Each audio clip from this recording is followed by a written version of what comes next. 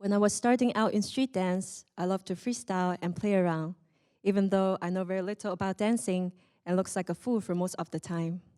However, the longer I study dance and the more techniques I acquired, the more creatively trapped and burned out I feel. And I noticed the same pattern with my drawing, animating, and other creative practices.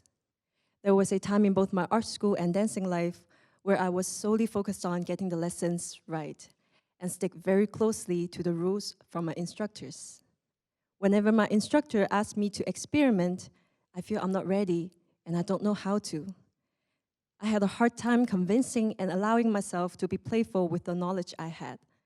This fear of creative experiment always pulls me back to repeating the same old boring stuff, and I start to feel ashamed of my own work. Why does allowing myself the freedom to experiment feel so hard?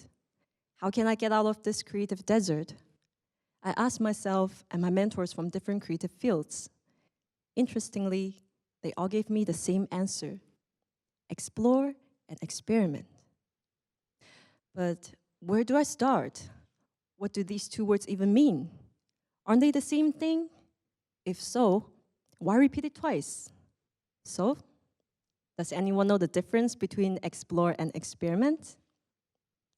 I came across the answer one day when I was at a dance workshop.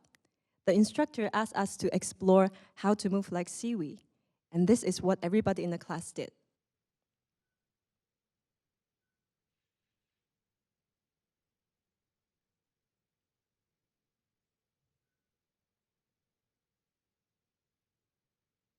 And then he asked us to experiment how seaweed moves under strong current.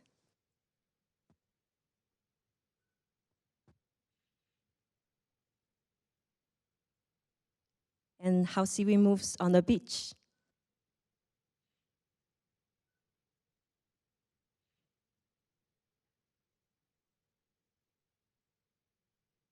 I remember feeling at ease trying out unfamiliar and stupid things because the instructor used the word explore instead of experiment. Out of curiosity, I looked up the two words in the dictionary and realized that actually explore is abstract and idea-oriented. On the other hand, experiment is physical and method-oriented.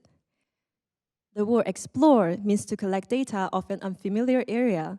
There's no expectation of outcome with exploring, whereas experiment means to conduct a test, which usually based upon an objective and aims to acquire some measurable outcomes.